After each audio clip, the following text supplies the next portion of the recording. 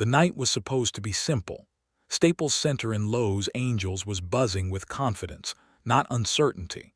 Saul Canelo Alvarez walked into the arena undefeated, young, powerful, already carrying the weight of Mexico's next boxing idol on his shoulders.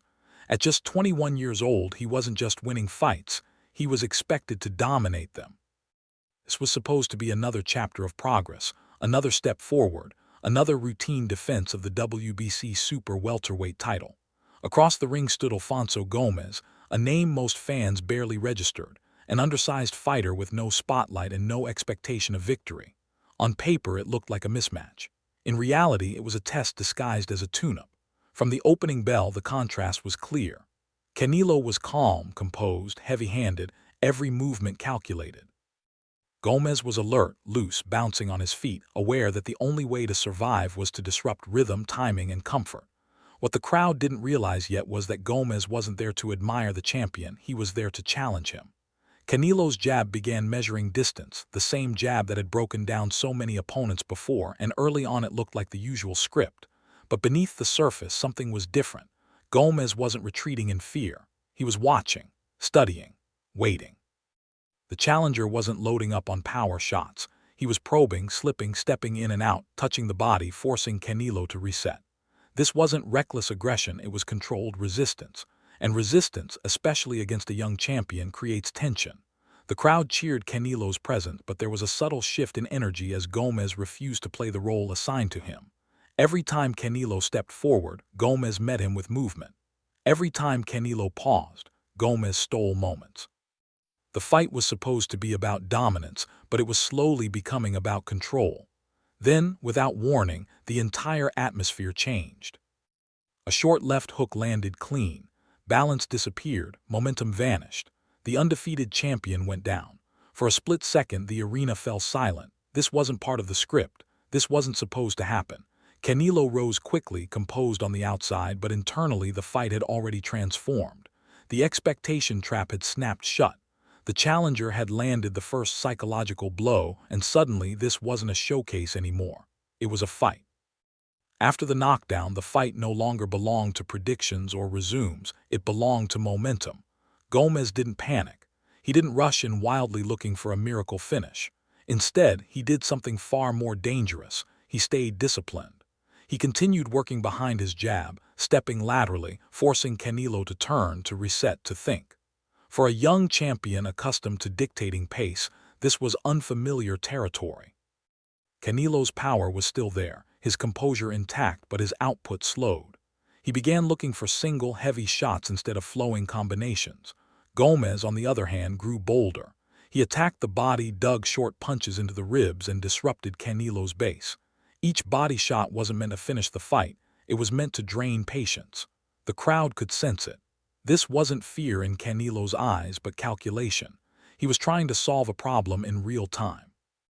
Gomez's stance was wide, low, awkward, making clean counters difficult.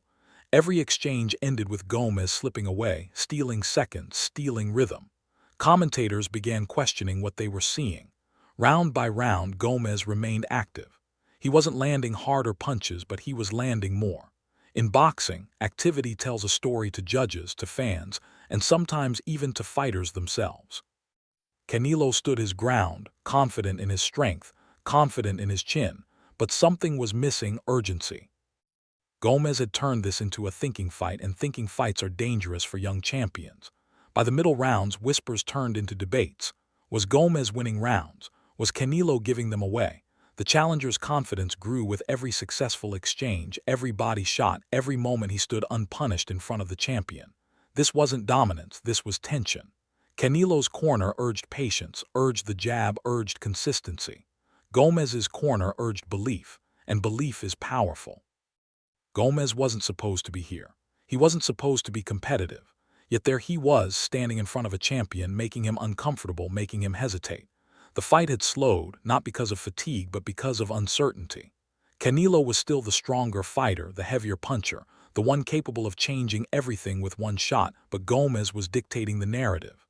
Each round that passed without a decisive moment added pressure. Not on Gomez, but on the champion. Because when a favorite fails to dominate, the spotlight becomes unforgiving. And with every bell, the question grew louder.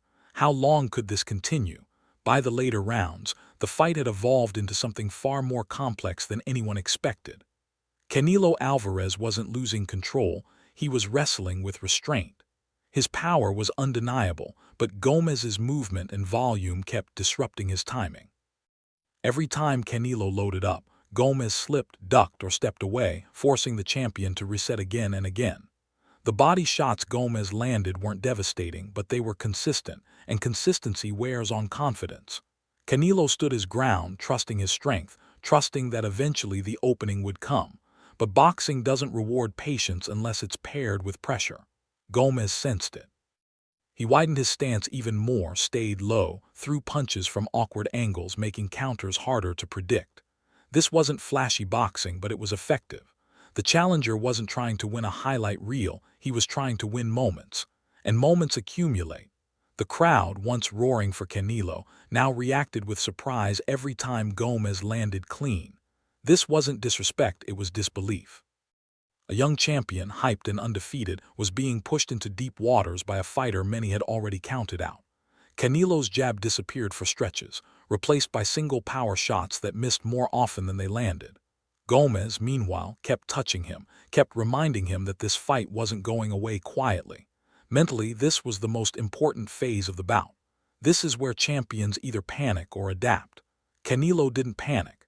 He didn't abandon his fundamentals entirely. He did wait, and waiting invites danger.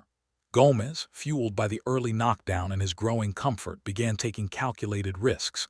He stepped inside more confidently, threw combinations, and accepted the possibility of getting hit if it meant staying competitive. The fight was no longer about dominance or survival, it was about who would impose their will first.